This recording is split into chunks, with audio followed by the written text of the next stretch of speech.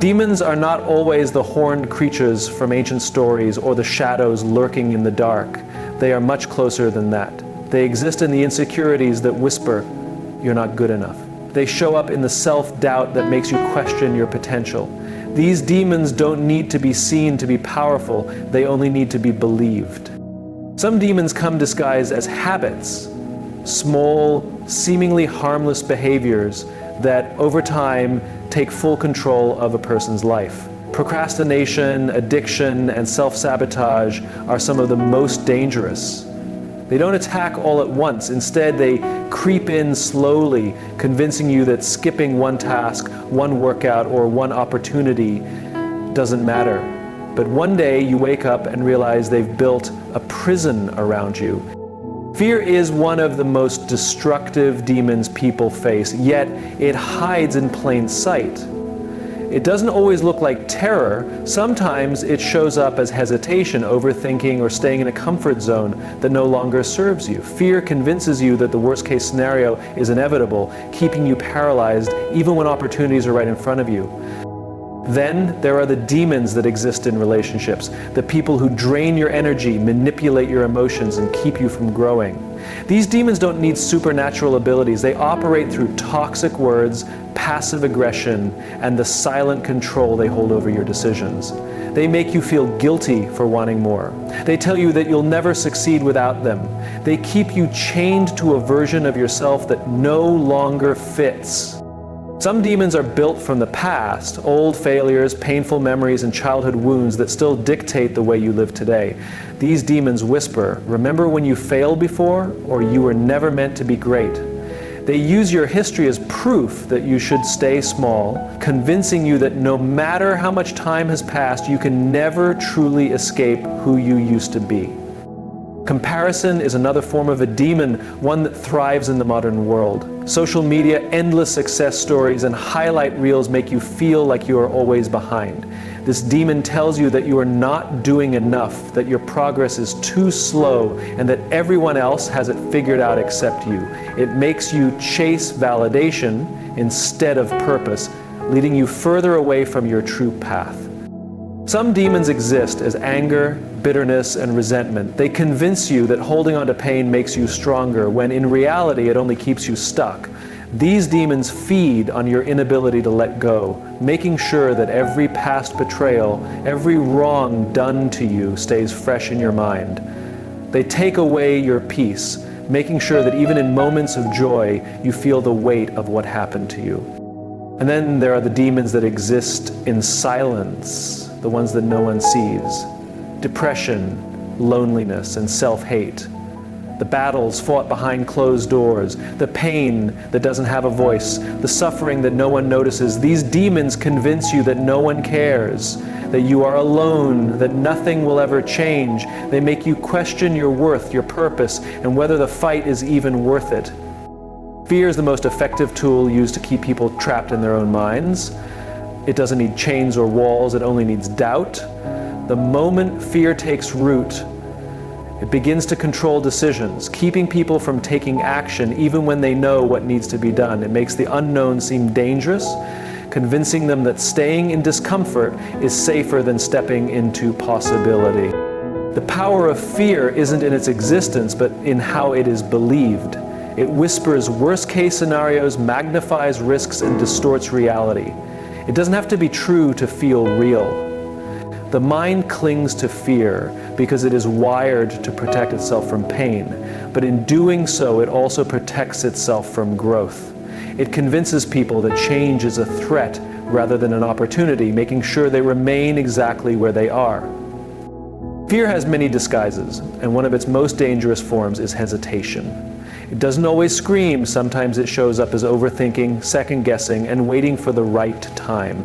The longer someone hesitates, the stronger fear becomes. It creates endless questions, making sure no answer ever feels certain. It makes sure that by the time someone decides to move, the opportunity has already passed. It feeds on insecurity, using past failures as weapons. It reminds people of every time they've fallen short, every mistake they've made, every moment they felt like they weren't enough.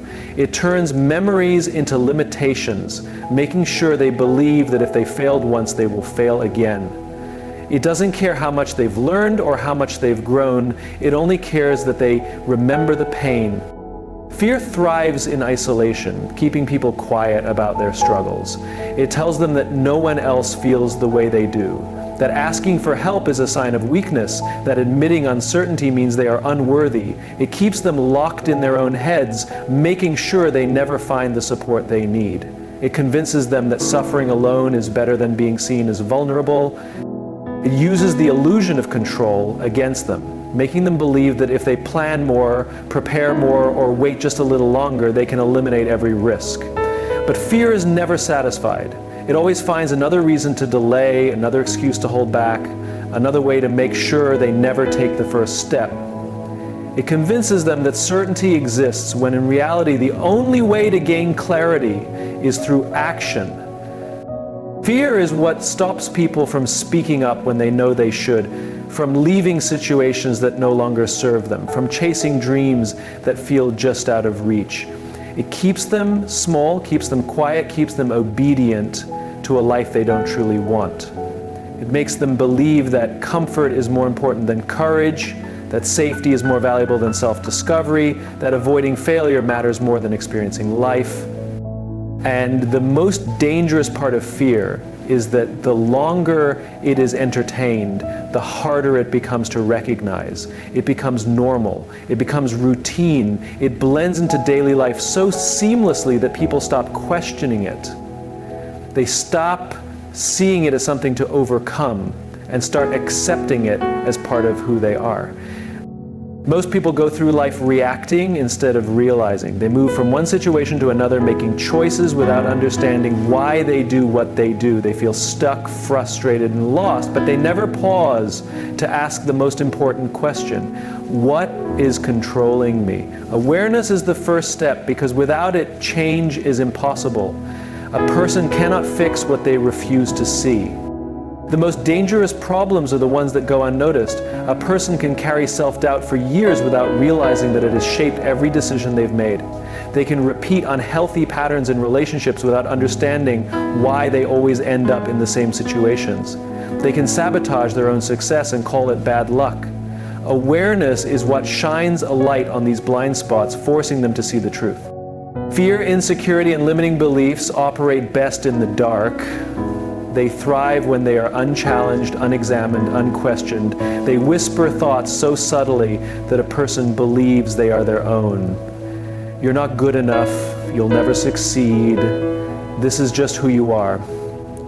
But the moment someone becomes aware that these thoughts are not facts, they begin to lose their power. Awareness is uncomfortable because it forces responsibility. Once a person realizes they are holding themselves back, they can no longer blame the world. They can no longer pretend they don't have a choice. It's easier to say life is unfair than to admit I have been avoiding my own growth. But the truth is, every breakthrough begins with the willingness to face what has been ignored. Many people avoid awareness because it threatens their identity. They have spent years believing they are shy, unlucky, or not talented enough. They have built their lives around these stories. To question them feels like losing a part of themselves.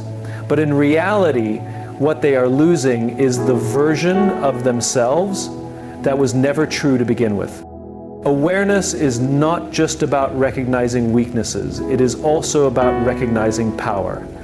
Many people are far more capable than they realize, but because they have spent their lives focused on what they lack, they never see what they have. They underestimate their own resilience, intelligence, and potential.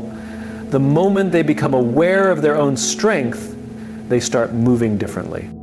Every habit, every belief, every reaction has a root. Awareness means tracing it back to where it began. Why do certain words trigger an emotional reaction? Why does fear show up in specific situations? Why does success feel so uncomfortable? These patterns were not created overnight, and they will not disappear overnight. But once they are seen, they can be changed. Awareness is the first step because it makes everything else possible. A person cannot break free from what they refuse to acknowledge. They cannot heal from what they will not face. They cannot change a life they have never truly examined. From the moment a person is born, they are shaped by the world around them: family, culture, society. Each one leaves an imprint, teaching them what to believe, how to behave, and who they should become. Before they are even old enough to question it, they have already accepted a set of rules about life, success, relationships, and even their own worth. These beliefs become the invisible chains that hold them back, keeping them trapped in a reality they never consciously chose. Conditioning is powerful because it feels normal. It doesn't announce itself as a limitation, it disguises itself as truth. If someone is raised hearing money is hard to come by, they grow up believing that wealth is out of reach. If they are taught people like us don't succeed, they accept struggle as their destiny. They don't question it because to them, it doesn't feel like an opinion, it feels like reality. The most dangerous part of conditioning is that it operates without permission. It doesn't ask if a belief serves someone. It simply installs itself in their mind, influencing every decision they make. It tells them who they should trust, what risks they should avoid, and what dreams are too big for them. It convinces them that playing small is safer than stepping into the unknown, keeping them stuck in a cycle of limitations. Breaking the chains of conditioning requires awareness, but awareness alone is not enough. Knowing that a belief exists does not make it disappear. A person must actively challenge it, disrupt it, and replace it with something stronger. If they were raised believing that failure is the worst thing that can happen, they must rewire their mind to see failure as part of growth. If they were conditioned to seek approval, they must learn to validate themselves. The process is not easy, but it is necessary. One of the most effective ways to break conditioning is to expose the mind to new possibilities. Many people live in environments where everyone around them thinks the same way, believes the same things, and follows the same patterns. They never see examples of a different reality, so they assume one doesn't exist. But the moment they witness someone breaking the cycle, someone succeeding despite the odds, someone rewriting their story, it plants a seed of doubt in their old beliefs. The chains of conditioning are strongest when a person fears rejection. Many people stay in toxic relationships, unfulfilling jobs, and limiting mindsets because they are afraid of what will happen if they leave. They fear being judged, misunderstood, or abandoned. But real freedom comes when they realize that breaking these chains will cost them their old life, but it will give them a new one in return. The process of unlearning is painful because it requires letting go of familiar comforts. Even harmful beliefs provide a sense of security simply because they are known. Letting go means stepping into uncertainty, walking a path without guarantees, and trusting that something better exists on the other side. It means becoming a different version of themselves, one that their past would not recognize. Breaking the chains of conditioning is not a one-time act, it is a lifelong process. Every level of growth requires shedding an old belief, unlearning a past lesson, and redefining what is possible. The deeper a person goes, the more they realize how much of their life has been shaped by someone else's rules, and how much more powerful they become when they finally start creating their own.